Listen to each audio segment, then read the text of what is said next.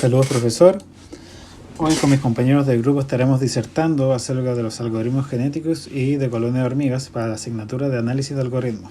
Los integrantes del grupo son Matías Benavides Herrera, Sebastián Estay Silva y Roderick Gres Rojas, para la sección 301. Bueno, primero que nada tenemos que saber qué es el análisis de algoritmo, cómo se define y cómo funciona. El análisis de algoritmo se define como el proceso para encontrar la complejidad computacional de un algoritmo, el cual es utilizado para resolver un problema computacional haciendo referencias a diversos recursos como el tiempo y el almacenamiento, con el objetivo de determinar su eficacia al momento de la ejecución. Las características de un algoritmo son que debe ser preciso e indicar el orden de realización de cada paso, debe estar definido si se sigue un algoritmo 2 veces se debe obtener el mismo resultado cada vez, y 3 debe ser finito. Para esta presentación estaremos estudiando dos algoritmos en específico, que es el algoritmo genético y el algoritmo de colonia de hormigas. Para este caso usaremos los algoritmos exactos para resolver el problema del hombre viajero. Pero antes de comenzar, ¿a qué se refiere con el problema del viajero? El problema del viajero estipula que una persona necesita viajar desde una ciudad a través de varias otras ciudades y volver nuevamente al punto de origen. Esto haciendo el tramo más óptimo posible, por lo tanto pasando una sola vez a través de cada punto. ¿Qué es el algoritmo exacto? Los algoritmos exactos buscan resolver o satisfacer los problemas donde se requiere una búsqueda exhaustiva dentro de un conjunto de posibles soluciones potenciales. Un algoritmo es una serie de pasos organizados que describe el proceso que se debe seguir para dar solución a un problema en específico. Un algoritmo genético es una técnica de programación inspirada en la reproducción de los seres vivos y que imita la evolución biológica como estrategia para resolver problemas de optimización. Dentro de los algoritmos genéticos, los pasos estándar a seguir en un algoritmo genético son la creación de la población inicial, que es el proceso donde comienza con un conjunto de individuos que se llama población, el cálculo de la aptitud, que la probabilidad de que un individuo sea seleccionado para la reproducción se basa en su puntaje de aptitud. El tercero es la selección de los mejores genes. La idea de la fase de selección es seleccionar a las personas más aptas y dejarles pasar sus genes a las próximas generaciones. Ya que el punto 4, el cruzamiento es la fase más importante en un algoritmo genético. Para cada par de padres que se aparearán, se elige al azar un punto de cruce dentro de los genes, y los descendientes se crean intercambiando los genes de los padres entre ellos hasta que se alcanza el punto de cruce. Ya en el punto 5, que es la mutación para la introducción de las variaciones. En ciertos descendientes nuevos, algunos de sus genes pueden ser sometidos a una mutación con una baja probabilidad aleatoria. Y la mutación ocurre para mantener la diversidad dentro de la población y prevenir la convergencia prematura. Dentro de la aplicación y funcionamiento, primero definimos una clase para representar a la población. Decidimos optar por una implementación basada en clases para adjuntar información sobre una generación específica de población a ese objeto de clase.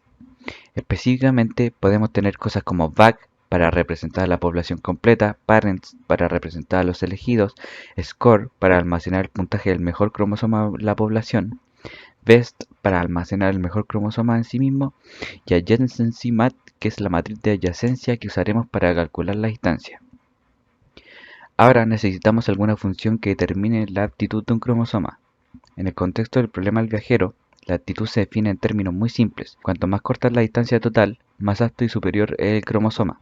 Recordar que toda la información de distancia que necesitamos está muy bien almacenada en Self-Adjacency Mat, que podemos calcular la suma de todas las distancias entre dos ciudades adyacentes en la secuencia cromosómica. A continuación, evaluamos la población. En pocas palabras, la evaluación equivale a calcular la aptitud de cada cromosoma en la población total, determinar quién es el mejor, almacenar la información del score y devolver algún vector de probabilidad en que cada elemento represente la probabilidad de que el yésimo elemento de la back sea un padre.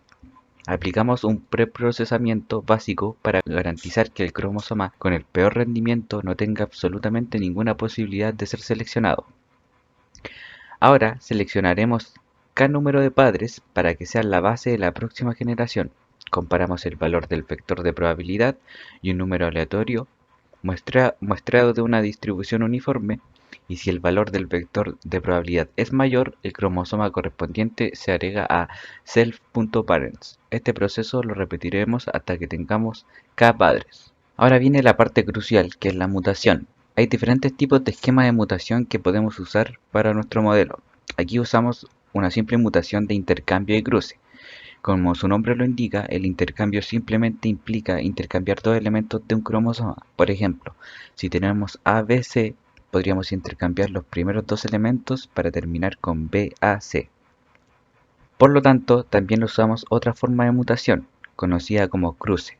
En la mutación cruzada, tomamos dos padres, luego cortamos una porción del cromosoma de uno de los padres y llenamos el resto de las ranuras con el del otro padre.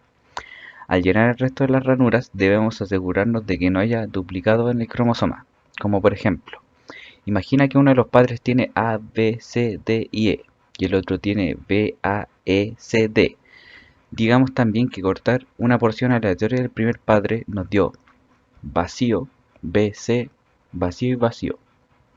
Luego llenamos el resto de los índices vacíos con el otro padre, prestando atención al orden en que aparecen los elementos. En este caso terminaríamos con A, B, C, E y D.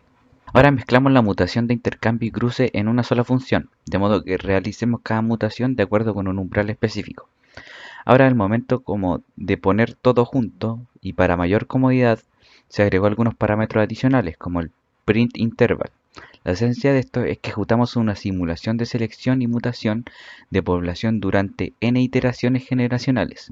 Básicamente obtenemos los hijos de la mutación y los pasamos como back a la población de la próxima generación en el constructor de la población. Y en la solución, aquí se puede apreciar que comenzamos de la generación 0 en el 12.712 y a medida que pasan las generaciones, el algoritmo converge al mínimo situándose en el 6.466. El siguiente algoritmo es el algoritmo de hormigas, o conocido también como algoritmo de colonia de hormigas, el cual se basa en cómo funciona el sistema de recolección de alimentos de estos pequeños insectos para poder buscar la ruta más corta entre la base, entre comillas, o el punto de origen, y su objetivo o la fuente de alimentación en este caso. Sin embargo, cabe mencionar que este es un algoritmo que va funcionando a base de cada hormiga. Cada hormiga que va siendo parte de este algoritmo va generando algo nuevo y va aportando poco a poco a la generación del camino. ¿Cómo funciona el algoritmo de hormigas? Para entenderlo bien, lo mejor que podemos hacer es aproximarnos a la alegoría de cómo funciona en la naturaleza el sistema de las hormigas. La primera hormiga, que es una hormiga exploradora, empieza a buscar una fuente de alimento, caminando completamente al azar. Una vez que la encuentra, comienza a devolverse al hormiguero, dejando un rastro de feromonas, que en nuestro caso sería como un rastro de olor o un rastro de migas de pan. Gracias a eso, las hormigas que se encuentran en el hormiguero pueden comenzar a buscar ese mismo camino hacia la fuente de comida. Como paso 2. Las hormigas que están recorriendo ya este camino generado por la primera hormiga exploradora empiezan a tomar caminos distintos, dando siempre prioridad a el camino en el cual se encuentran actualmente para poder seguir consiguiendo comida. Gracias a este pequeño ajuste que se hace, algunas hormigas van un poco más lejos, otras hormigas van más cerca, empiezan a generar caminos distintos y caminos en muchos casos más cortos. Luego, como paso 3, las hormigas empiezan a tomar una ruta más corta, debido a que la hormiga que encuentra una ruta más corta empieza a dejar un rastro de feromonas bastante fuerte que hace que los demás quieran ir a través de ese camino, haciendo así que cada hormiga que encuentre un camino más corto vaya aportando cada vez más en la eficiencia de la colonia en general. Por último, como paso 4, ya que las hormigas empiezan a ir más por estos caminos que son más cortos, los caminos que son más largos dejan de ser transitados y deja de recibir esa gran cantidad de feromonas que tenía antes, por lo cual este camino nuevo más corto empieza a tener más feromonas en él, y ya que la composición de las feromonas es como el alcohol, empieza a desaparecer este camino más largo. Ahora, ¿cómo funciona el algoritmo? Lo primero que hace el algoritmo es retornarnos a través de esta función la distancia que toma el camino que se está haciendo hasta el momento.